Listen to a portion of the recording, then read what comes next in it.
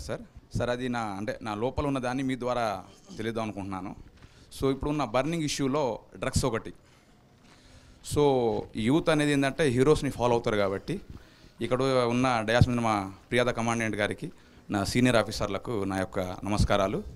మీ ద్వారా నేను కోరుకునేది ఏంటంటే ఈ డ్రగ్స్ వల్ల ఇటు తెలుగు రాష్ట్రాలు కావచ్చు, అది ఉడతా పంజాబ్ అనే మధ్యలో విన్నాను 10 years బ్యాక్. సో మీ ద్వారా ఈ డ్రగ్స్ యువత అంటే దానికి బానిస అవుతున్నారు, తర్వాత స్టూడెంట్స్ కూడా చిన్న చిన్న రీజన్స్కి చనిపోతూ ఉన్నారు. సో ఈ రెండు విషయాలను దృష్టిలో పెట్టుకొని ఒక మంచి మెసేజ్ ఇస్తారని కోరుకుంటున్నాను. నేను యాక్చువల్లీ మంచి మాట అన్నారండి. I think that is something, it's a serious topic, obviously we need to discuss. But చాలామంది డ్రగ్స్ వల్ల యువత పాడైపోతున్నారు అని చెప్తున్నామే తప్పితే ప్రతి చోట దాంతో ఉండే యాక్చువల్ ప్రాబ్లం ఏంటో ఎవరు చెప్పట్లేదు. అండ్ యాక్చువల్ ప్రాబ్లం ఏంటో అర్థం కాకపోతే అది ఎందుకు చేయడో అర్థం కాదు. చాలాసార్లు మన సెలబ్రిటీస్ కానీ లేదంటే పొలిటీషియన్స్ కానీ డ్రగ్స్ వల్ల యువత పాడైపోతున్నారు, డ్రగ్స్ చాలా చెడు అని అంటాం. కానీ అది ఎందుకు డేంజరస్సో తెలియకపోతే I think lot of people will not understand. ఇప్పుడు పిల్లలు కానీ ఇంకోళ్ళు కానీ యువత కానీ వాళ్ళు ఎందుకు అలవాటు పడుతున్నారంటే ఒక క్యూరియాసిటీ అదేంటి అని తెలుసుకోవడానికి, అండ్ దెన్ తర్వాత అలవాటు పడతారు. బట్ యాక్చువల్లీ అదేంటంటే ఇప్పుడు సాధారణంగా ఈరోజు మనం ఇప్పుడు హాయిగా మనశ్శాంతిగా కూర్చొని ఉన్నాం కదా, సరదాగా నవ్వుకుంటున్నాం కదా ఇందాకటి నుంచి. డ్రగ్స్ అనేది ఏం చేస్తుందంటే ఇదే మనశ్శాంతిని, ఇదే హాయిగా నవ్వుకోవటం అనే దాన్ని అది తీసుకుంటే కానీ మనం చేయలేని పరిస్థితికి మనని తీసుకెళ్తుంది.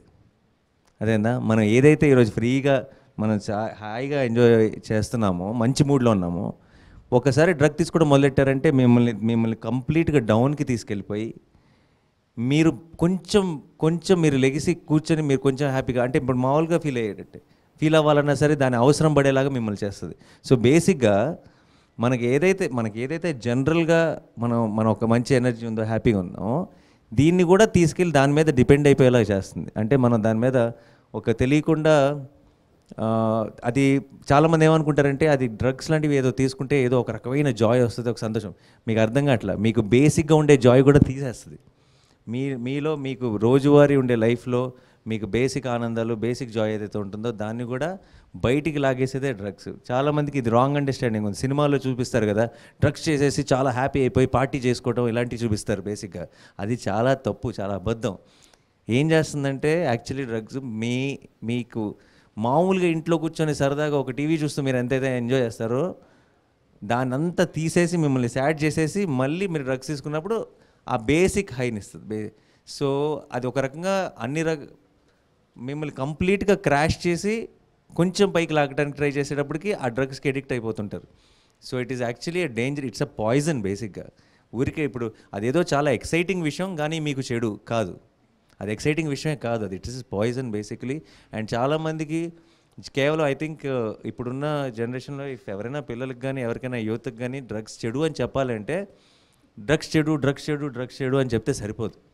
డ్రగ్స్ ఎందుకు చెడు, what will it make you feel and how will it crash you అని చాలా క్లియర్గా చెప్పగలిగితే I think there will be a major change. And I wish దాన్ని రిలేటెడ్ క్యాంపెయిన్స్ యాక్టివ్గా తీసుకోవాలని కోరుకుంటున్నాను. అండ్ దానికి కాంట్రిబ్యూట్ చేయడానికి సినిమా ఇండస్ట్రీ సైడ్ నుంచి నేను కానీ whatever we can do, please use us and we want to do so much for that. Thank you.